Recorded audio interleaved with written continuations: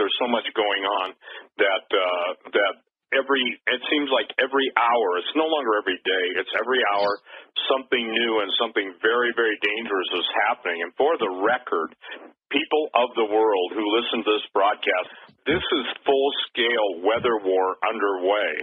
Remember this, the whole plan. If you don't believe that, go look up weather. We own the Weather 2025 Air Force study. But what's happening now is it's all coming at once. This is not just a single or individual circumstance, i.e. the floods in California, i.e. the snowpack, i.e. all of the earthquakes in Turkey, i.e. all of the earthquakes simultaneously erupting all over the world, spewing voluminous amounts of ash in the upper atmosphere that's going to affect the growing season, just like it did in 1815, 1816 when Tambora went off. And tonight, Ross and I are going to cover as much ground as we can.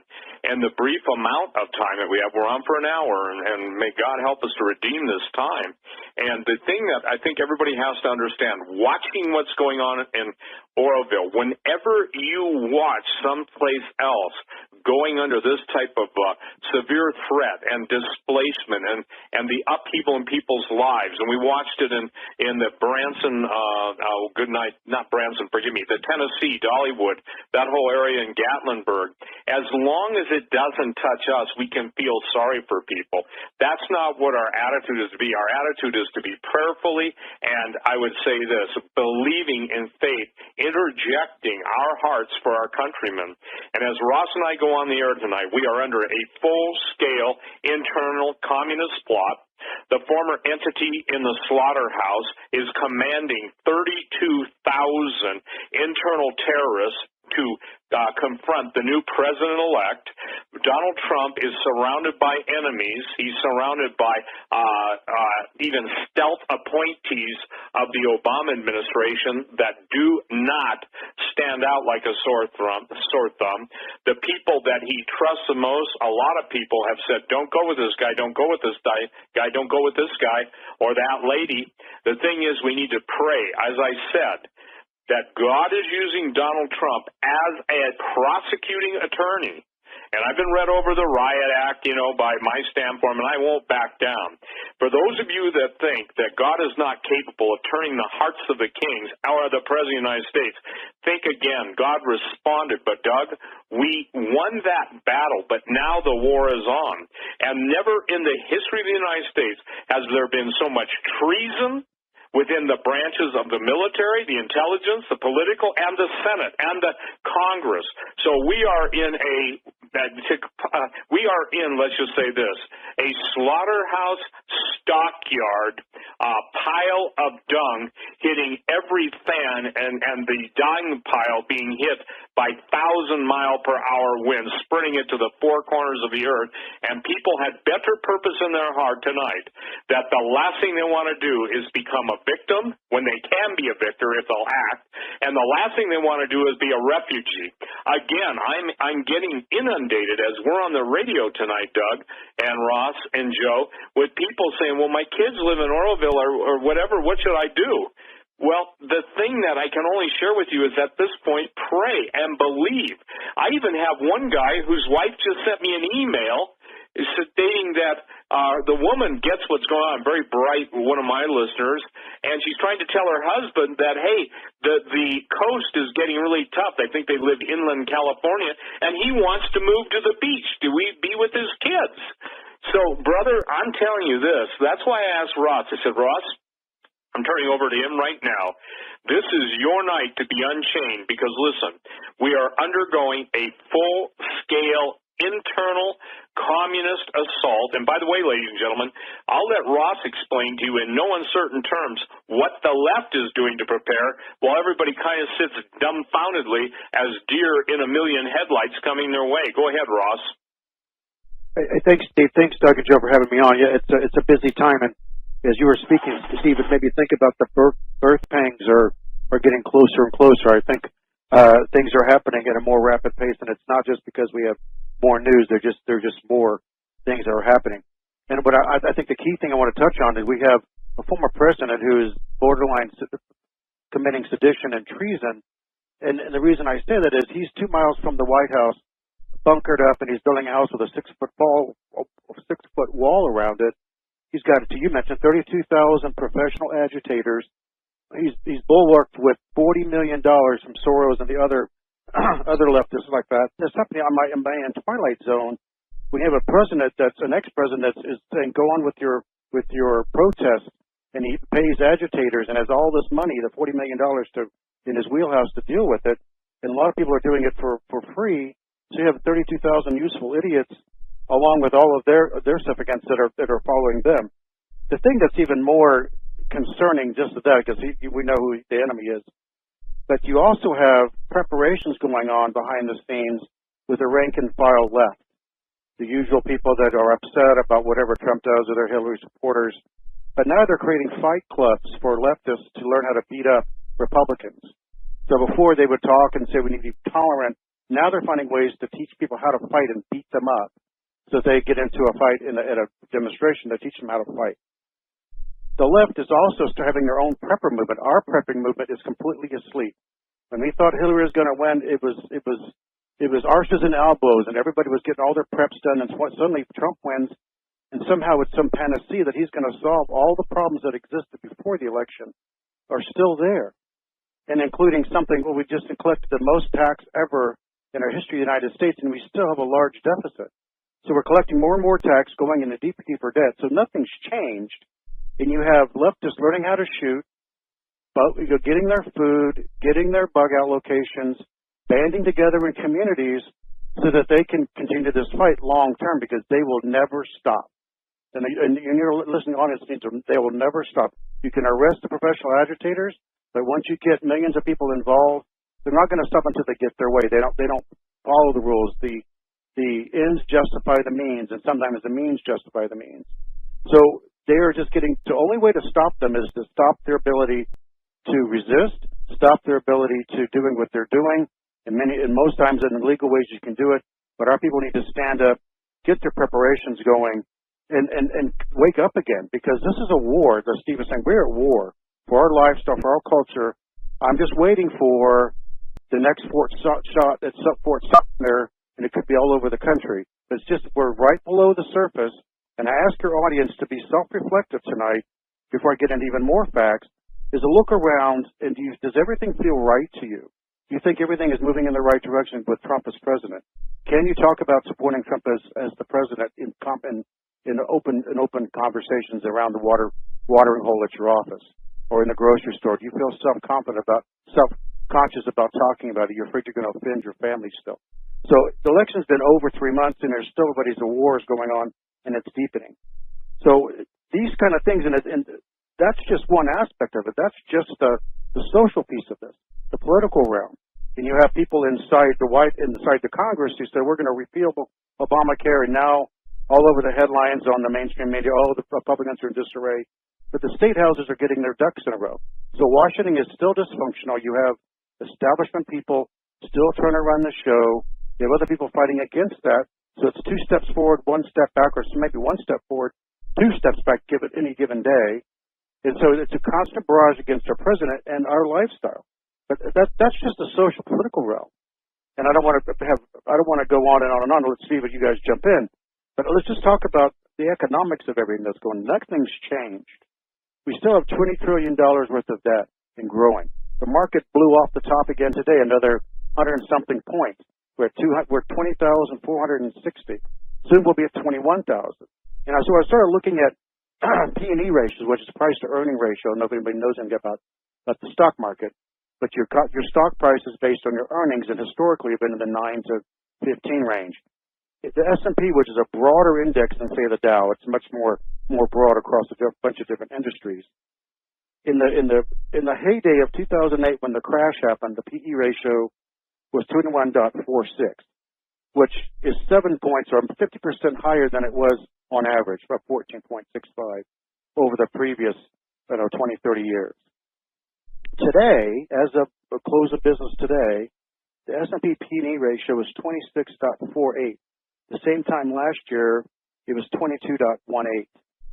So we're just constantly pumping up this balloon, And everybody's got this irrational exuberance saying, well, it's the Trump rally. The Trump rally is going to change all these rules. No, it's called the Federal Reserve. It's called the central banks around the world. It's all pumping up and buying stocks. Many of the central banks now have the authority, especially in Europe, to buy stocks. So then you have Japan buying big bulk of our stocks. Then you have our central bank doing it. We have trillions of dollars in slush funds that they put into place after the economic meltdown in 2008.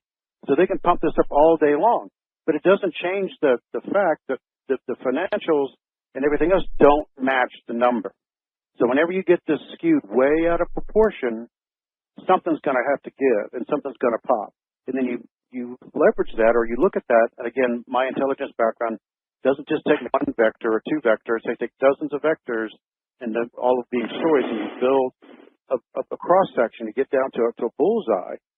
And now you have all these countries that are buying the debt, or have been, stepping out of the treasury market.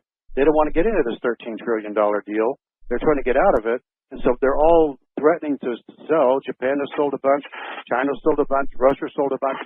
So our debt is getting bought by our own central banks.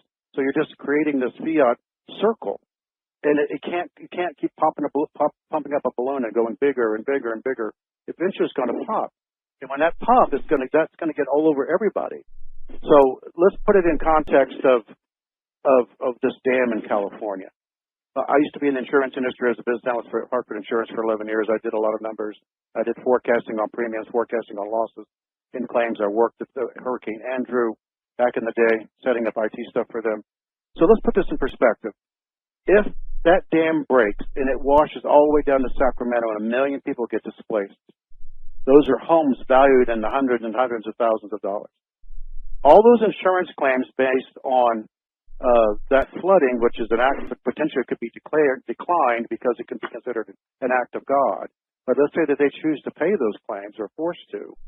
Those trillions and trillions of dollars that the insurance companies would have to pay out have to come from somewhere.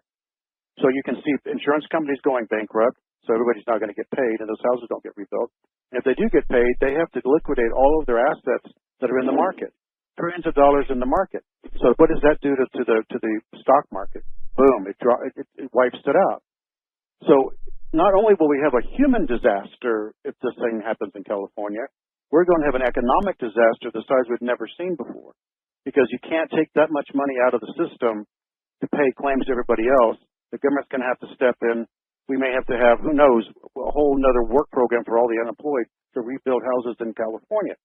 So, and this is not hyperbole here. This is a true fact.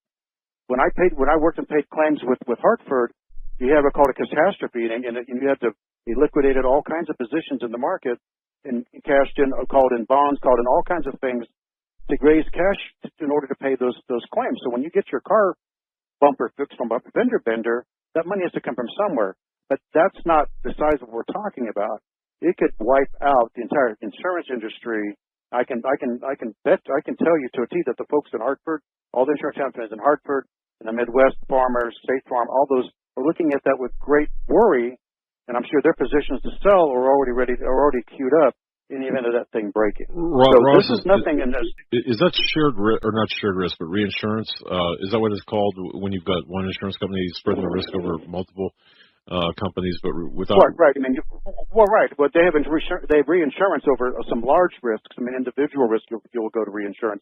But at a certain point in a catastrophe, they may have some reinsurance over $5 million, $10 million, $1 billion or whatever. But then that goes and causes a contagion across Europe. So let's say you have Lloyd's of London or these other reinsurers. That brings down the European market. Exactly. So the entire world economy could collapse just because of this dam breaking. Because anybody that lives in California, even in that area, knows exactly how much those houses cost. Anybody that's ever visited there gets sticker shock on how much those houses cost. And to rebuild them and all that market cap is just, it's staggering. So if the market goes south, who's going to be left holding the bag? Who's going to be left standing and doing well? Are those that have hard assets, not the ones on the ground underwater in California, but those who have hard metals. They have food, they have water, they have things that are going to keep them alive. It's subsistence living.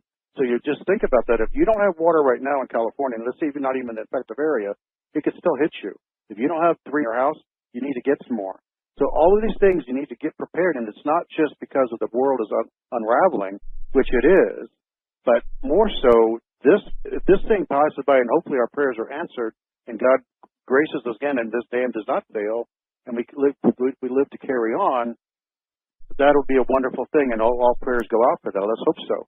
But if it doesn't, then everybody needs to be prepared for what's going to be coming ahead. So I just would like to take a break there for a second, Steve. Anything that I missed, Steve? I'm thinking this is pretty strong. Sure, and I want to deal with Doug's. Yeah, Doug, your question is they also have cross-collateralized holdings. I'll run through some of the biggest insurers in the world, and these will be familiar to you, Ross. AXA or AXA, 102 million customers, 56 countries.